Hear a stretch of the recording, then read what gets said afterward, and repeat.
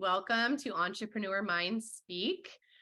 Today, we're going to be talking about why packaging is important and how to harness its power. I'm Lauren, and I am a founder and creative director for Creme de Mint. I design branding and packaging for food, beauty, and supplement product businesses. And I'm based in Miami, Florida. And I'm here with Natalie, my co-host. Hi, my name is Natalie. I have a web design and development company up in Tampa. So let's talk about packaging. This is my area of expertise, and it's interesting. We were just talking right before we started this episode, and I was like, oh my gosh, what am I going to share? Like, I know what I'm going to share, but at the same time, like, there's always a little bit of, I don't know, fear whenever you're put on the spot for the thing that you do the most. And it's like, do I know everything? What am I going to share? We do want to talk about why package design is important. And one of the quotes that I have said in the past is that package design is like a mini billboard for your product. So that's the best description ever. It's like the tiny little billboard that's supposed to outshine all the other billboards in the store. And then on that same wavelength, you want to grab attention right away. So like, imagine you're on a freeway and you're driving, 55, 60 miles an hour, and you pass the billboard. It has to grab your attention really quickly. You have to be able to read it really quickly and know exactly what it is very, very quickly. And that's the same thing. Like when you're, going however fast you go on your shopping with your shopping cart down, the grocery aisle. If you own a product, you want your product to grab their attention in the same way that a billboard might. And it's the same online, maybe even worse. People are bombarded online by so many colors and details and brands and all these various different things. So even there, having really nice packaging and having that come through online is so important. And I think things like bright colors, creative logos, unique fonts, you want it to be attention grabbing in some way. And that can be done through color, that can be done through fonts, that can be done through your copy. And what's interesting about speaking of the important elements of packaging and it kind of moves through design and branding in general is when you look at the overall trends, like the really big trends over the past decade, what's really interesting and catches my eye, even though I don't specialize in packaging, is I remember when having the super minimalism type packaging would really catch your attention. Because everyone else had this loud, we were coming out of the 90s with the loud styles and stuff like that. And then people started doing this super minimalist approach, which then that caught attention because it just stood out from the crowd. And now I feel like you see a little bit of a transition towards the maximalist type styles where people are again using really beautiful fonts and colors and even gold and other metallics and stuff like that. So it's kind of like a wave of continuously standing out while also still communicating your message to your public. Yeah, absolutely. And I definitely agree with you, Natalie.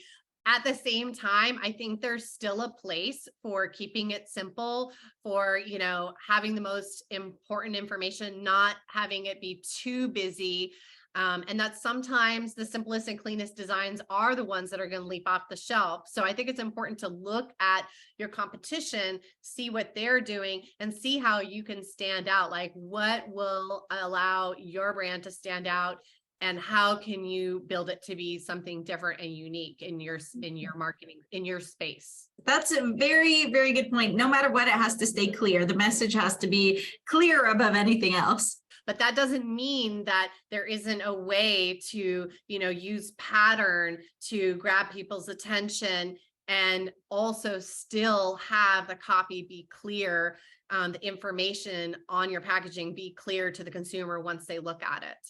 And that concept translates perfectly to websites too. Animation is very popular now. That in itself is kind of a trend in web design and development. There's a lot of animation going on in the space.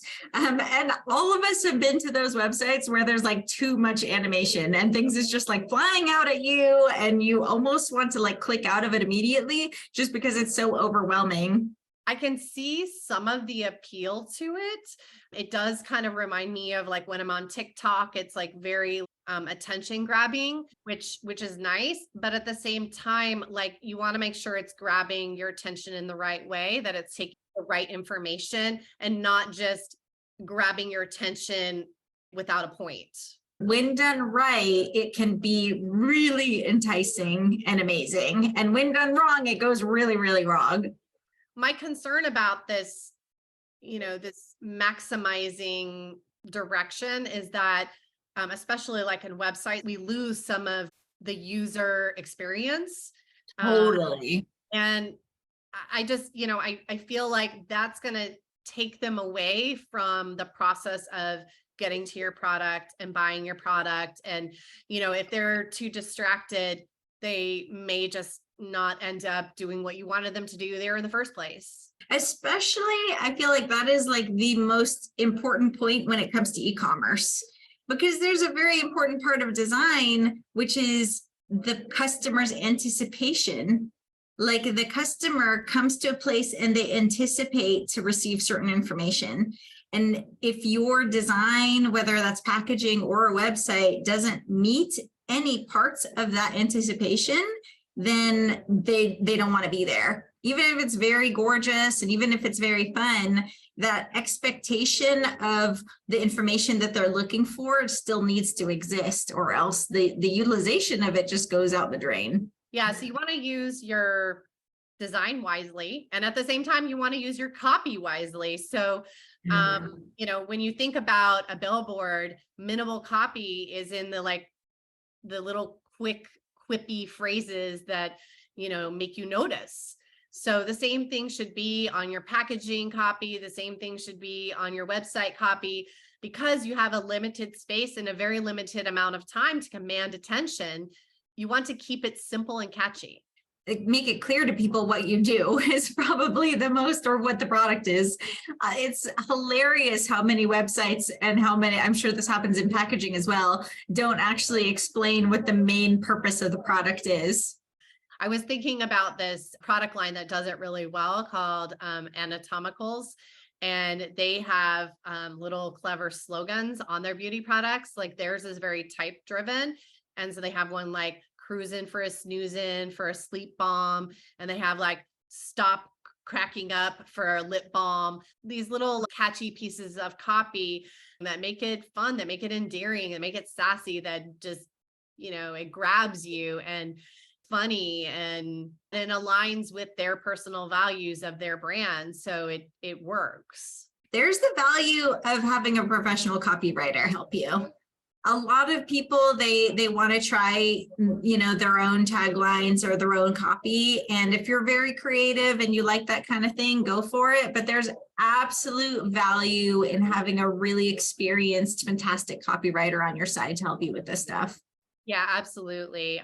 We love our copywriter. She, comes up with amazing little catchy phrases for our products, for our clients, for their products, and taglines and stuff like that. And it's specifically, we go through a bunch of different ideas before we land on the ones that work, because we're trying to make sure that not only is it catchy, but that it resonates with the target consumer. I'm curious, because I actually don't know this part. What is it that people need to think about? Like, let's say they have a product that they love, they've just developed it, they're super excited about it. What do they need to bring you if they want to get the package made for it? What do you need in order to think with what they're going to need for their package? There's a bunch of questions that I ask when I first talk to somebody who's wanting to get their packaging designed. And usually the first question I ask is, what are your quantities? How much are you planning to launch with? Are you working now with a manufacturer? And if you're working with a manufacturer, is there a stock container that they're recommending? And do they have other stock containers that you could use? And if you bring in your own container, like, are you able to do that? Will they be able to use it on their equipment? So I start asking all of these different types of questions. This is specifically talking about the primary packaging. Mhm. Primary packaging is what houses your product. That would be the juice bottle that the juice comes in, or the can that like a functional beverage might come in, the bottle that supplements might come inside of, like a capsule bottle. First, I want to understand what are the limitations of the primary packaging, if there are limitations. Most customers or most clients that I work with, they're usually using stock containers, because getting something custom, it costs a lot of money, and you need relatively large quantities to Right. do that. And you're looking at least $10,000 for a mold and a certain number of pieces that you're going to get produced from that mold.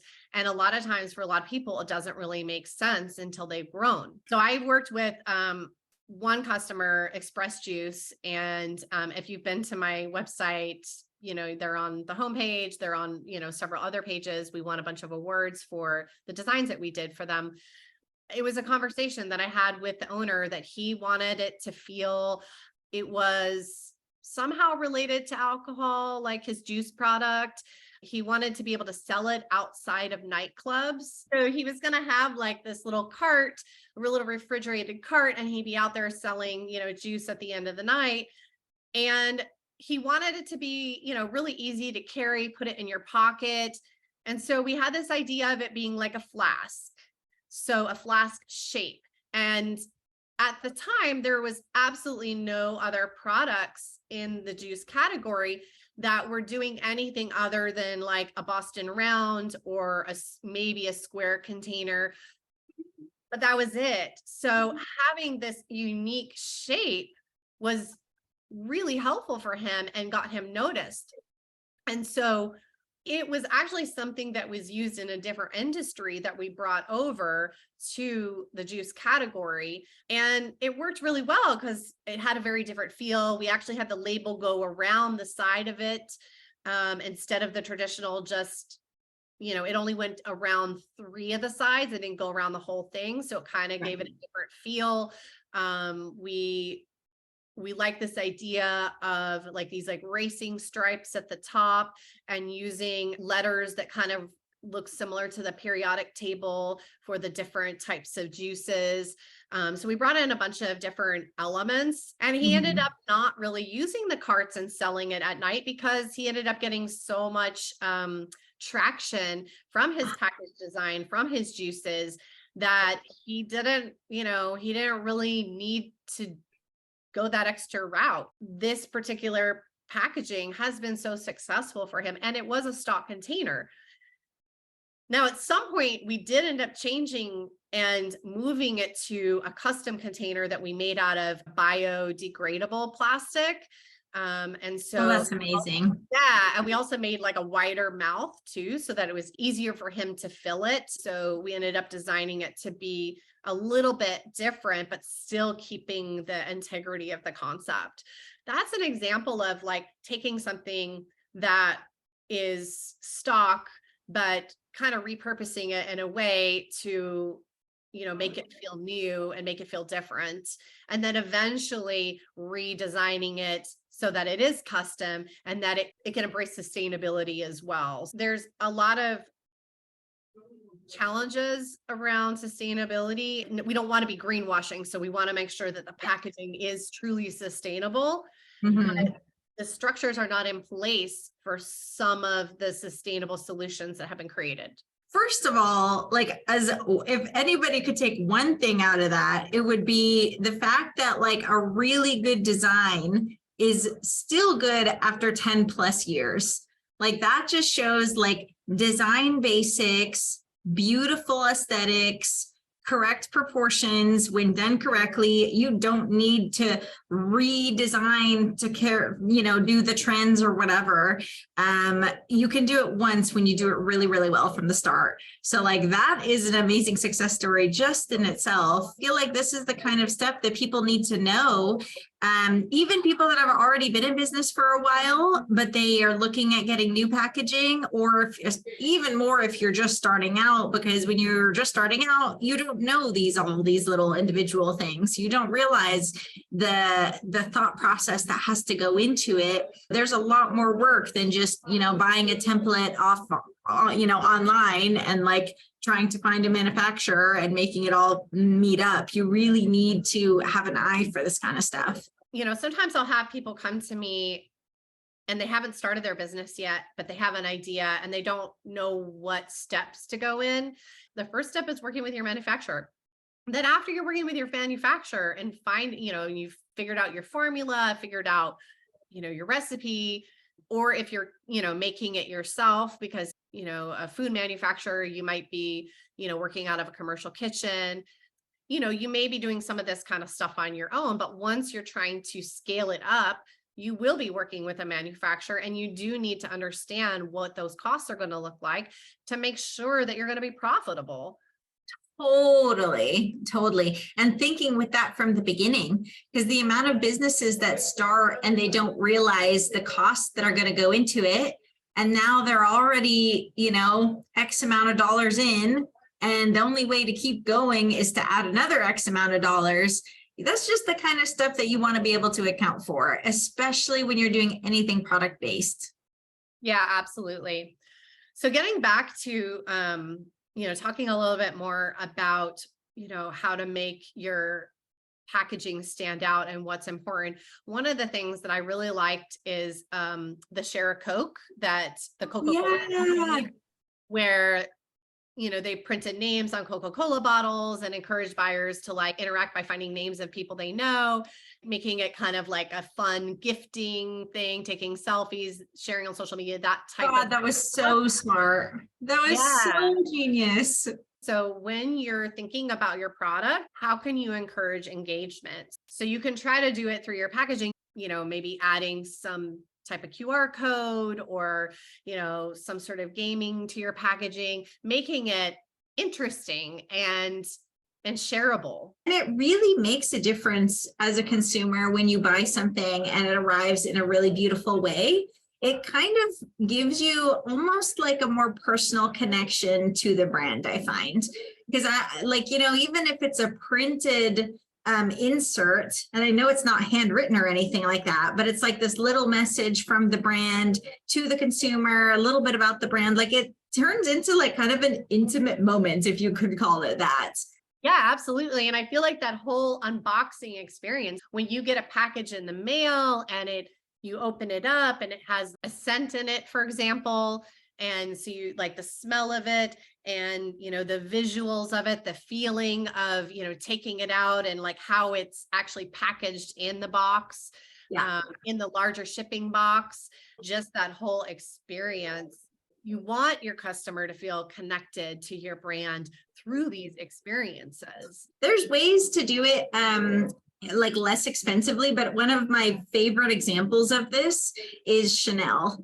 And I don't have a bunch of Chanel stuff or anything like that, but I had gotten a nail polish from Chanel and I really loved it and I was buying it all the time.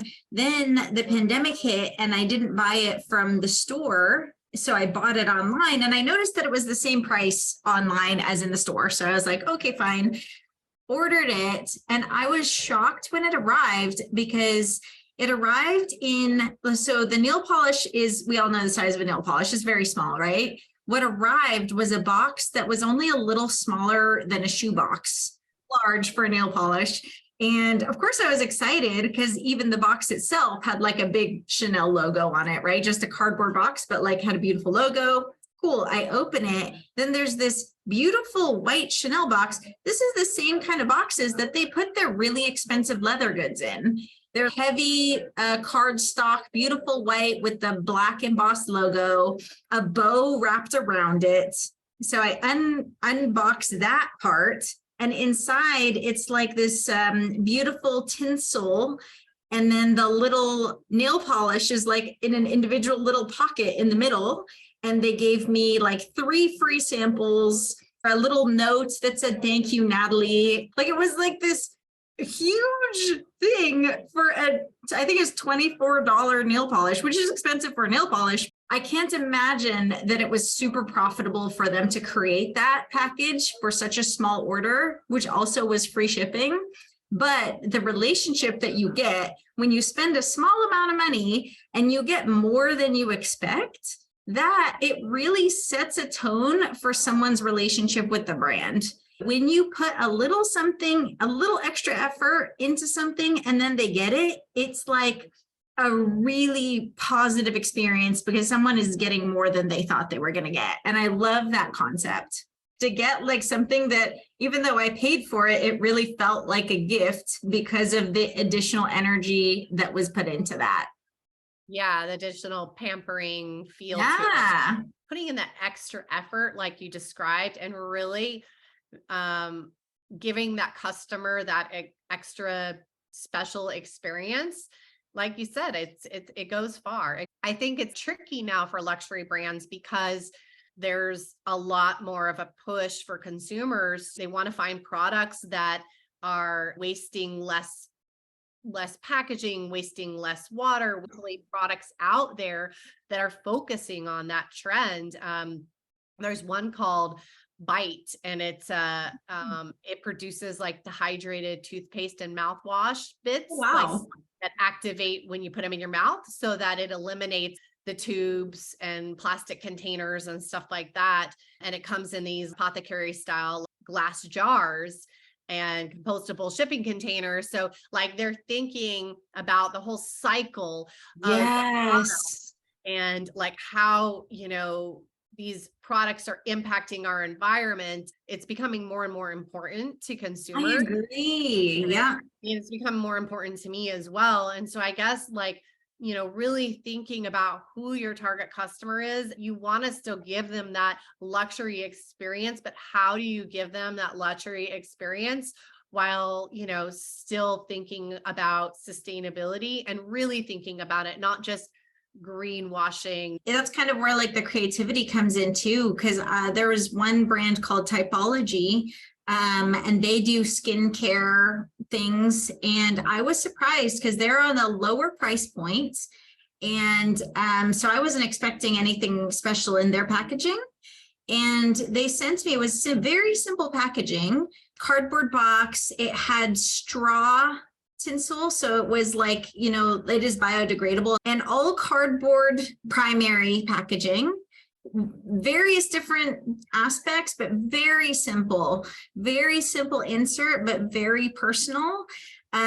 So this could be an example of a much more sustainable way also for up and coming brands. It doesn't cost that much and it doesn't harm the environment too much when you manage to make your own insert, or you figure out doing it on recycled paper or whatever. That's only marginally more expensive than your standard paper. As long as you put a little bit of added creativity into it, I think that can go a really long way. Even Etsy sellers, I like when they put, their own little notes and stuff like that. So I think that definitely it's something that people need to be super aware of, especially when you have that bigger budget where you can really create more and figure out how to do something really great while being sustainable.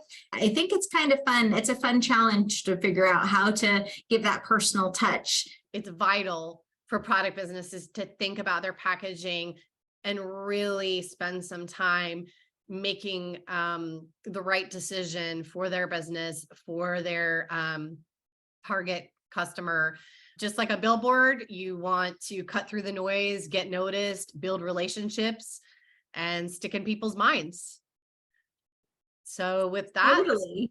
I think we can wrap up why package design is so important. And we will see you on our next episode of Entrepreneur Mind Speak. Thank you. Bye. Bye.